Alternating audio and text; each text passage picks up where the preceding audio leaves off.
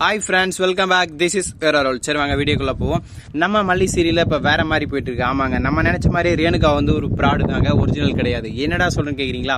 சொல்கிறேன் வாங்க. என்ன நடந்துச்சுன்னு பார்த்தீங்கன்னா, ரஞ்சிதா ராஜேஸ்வரி இவங்களோட செட்டப் தான் ரேணுகா அப்படின்னு நான் இத்தனை நினச்சிட்டு இருந்தேன். அது உண்மை கிடையாதுங்க. ராஜேஸ்வரி அனுப்பிச்ச ஆளு தான் ரேணுகா. ஏன் எதுக்காகன்னு பார்த்தீங்கன்னா, விஜய் பேரில் இருக்கிற ப்ராப்பர்ட்டி மொத்தம் என்னதான் நம்ம ராஜேஸ்வரி ஏமாற்றி எழுதி வாங்கியிருந்தாலும் அது ஃபுல்ஃபில் ஆகலைங்க. ஆமாங்க, அது இன்னும் முழுசாக நம்ம ராஜேஸ்வரி பேரில் வந்து சேரல. அதுக்கு ஏன் என்ன காரணம் கேட்டிங்கன்னா, விஜய் வச்சிருக்க ஒரு லூப் ஹோல். ஆமாங்க, அவர் ப்ராப்பர்ட்டியை வந்துட்டு அவர் சைன் போட்டாலையும் அவர் பேர்லேருந்து வேற ஒருத்தவங்க பேருக்கு மாறணும்னா அதுக்கு ஒரு முக்கியமான ஒரு சில டாக்குமெண்ட்லாம் ஹேண்ட் ஓவர் பண்ணும். அதை சப்மிட் பண்ணால் மட்டும்தான் அந்த ப்ராப்பர்ட்டி மொத்தம் அவங்க பேரில் போகும். அதனால விஜய் பேரில் இந்த மொத்த சொத்தும் ராஜேஸ்வரியோட பேரில் முழுசாக போய் சேரலைங்க. இந்த விஷயத்தை தெரிஞ்சுக்கிட்ட ராஜேஸ்வரி என்ன பண்ணலாம் ஏது பண்ணலாம் யோசிச்சப்போ தான் ரேணுகா மாதிரி ஒரு ஆளை உள்ள அமிச்சு அங்கே இருக்கிற அந்த டாக்குமெண்ட்டை திருடிட்டு வர சொல்லி அதுக்கப்புறம் சொத்து மொத்தையும் எடுத்துடலாம் அப்படின்னு பிளான் பண்ணியிருக்காங்க. ஸோ அதுக்காக தான் அவங்க செட் பண்ண ஆள் இந்த ரேணுகா. நீ உன் இஷ்டத்துக்கு அடிச்சு விடுவா, இதெல்லாம் நான் நம்பணுமா அப்படின்னு கேட்குறீங்களா? ஆமாங்க, அதுதான் உண்மை. என்ன நடந்துச்சு அப்படின்ற விஷயத்தை பற்றி பேசலாம், பார்க்கலாம் வாங்க. வீடியோ ஸ்கிப் பண்ணாமல் பாருங்கள். என்ன நடந்துச்சு அப்படின்னு பார்த்தீங்கன்னா, நம்ம ரேணுகாவுக்கு எல்லா உரிமையும் இருக்குங்க. அதாவது விஜய் பேரில் இருக்கிற ப்ராப்பர்ட்டியை வந்து மற்ற பேரில் மாற்றுறதுக்கு செய்கிறதுக்கு எல்லாத்துக்கான உரிமை நம்ம ரேணுகா கிட்டே இருக்குது. அது மொதல் விஷயம். ரெண்டாவது, விஜய் கிட்ட ஒரு டாக்குமெண்ட் இருக்குது. அந்த டாக்குமெண்ட் ப்ளஸ் ரேணுகா இந்த ரெண்டு விஷயமும் ஒன்று சேர்ந்துச்சேன்னா விஜயோட மொத்த சொத்தும் நம்ம ராஜேஸ்வரி கைக்கு தான். அதில் எந்த மாற்றமும் கிடையாதுங்க.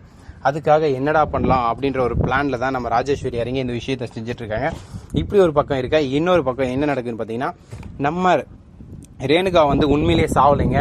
அவங்க வந்து இந்த ட்ரக்ஸ் அடிக்டும் அந்த மாதிரிலாம் கிடையாது. அவங்க கேரக்டர் நல்ல கேரக்டர். அவங்க எப்படி இறந்தாங்க, அவங்களை எப்படி இந்த நிலைமைக்கு கொண்டு வந்தாங்க, யாரா கொண்டு வந்தாங்க அப்படின்னு பார்த்தீங்கன்னா எல்லாமே நிஷா. ஆமாங்க, நிஷா போட்ட திட்டது, நிஷாவோட சதி திட்டம். இதனால தான் இவ்வளோ பிரச்சனை நடந்திருக்கு. என்னடா சொல்கிற நிஷா அப்படி என்ன பண்ணிட்டான்னு கேட்குறீங்களா? ஏன்னா கதிரேசை வந்துட்டு எப்போ பாரு ரேணுகான்னு பெரியமக மேலேயே பாசத்தை வச்சுட்டு அவளுக்கே எல்லாம் பண்ணிட்டு இருப்பாங்க. நம்மளோட நிஷா இருக்காங்க பார்த்தீங்களா, அவங்களை எதுவுமே கண்டுக்க மாட்டாங்க. அதனால நம்ம ரேணுகா மேலே ஒரு வெறுப்புணர்ச்சி, ஒரு தாழ்வு மனப்பான்மை சொல்லுவாங்களா, அந்த மாதிரி ஒரு விஷயம் நிறைய நிஷா மனசுக்குள்ளே ஆழ்ந்து போய் பதிஞ்சிருச்சுங்க.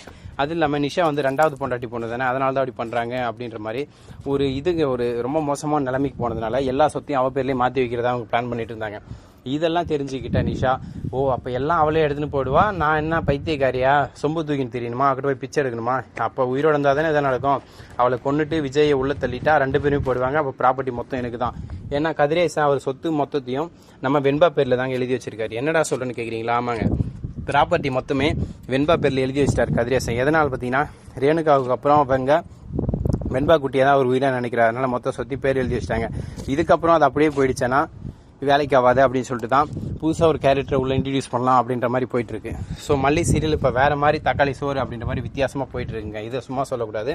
ஆனால் இதுக்கப்புறம் நிஷாவோட உண்மை முகம் வெளியே வரும். இதெல்லாம் நம்ம பார்த்தது ராஜேஸ்வரி ஒரு வில்லி, அவள் தான் கில்லி அப்படின்ற மாதிரி பார்த்தோம். ஆனால் ராஜேஸ்வரி எல்லாம் ஒன்றுமே இல்லைங்க. தக்காளி சோறுக்கும் தயிர் சாதத்துக்கும் தொட்டுக்கிற மாதிரி தான், ஊருகா தான். மெயின் வில்லி யாரான்னு பார்த்தீங்கன்னா நிஷா. ஆமாங்க, கம்முன்னு இருந்துட்டு கம்முன்னு வேலை காட்ட போகிறாங்க. எப்படான்னு கேட்குறீங்களா? ஆமாங்க, நல்லா நண்டு குழம்பா வச்சு சாப்பிட்டுட்டு கூட தயிர் சாதத்தை தொட்டுக்கிட்டா என்னங்க ஆகும்? வயிற்று வலி வந்து புட்டிங்கிட்டு போகும். அந்த மாதிரி தான் இப்போ நிஷா. தயிர் சாதமாக இருந்தவங்க நீ பொங்கி எழ போகிறாங்க. Thank you so much. Tata, see you, bye bye.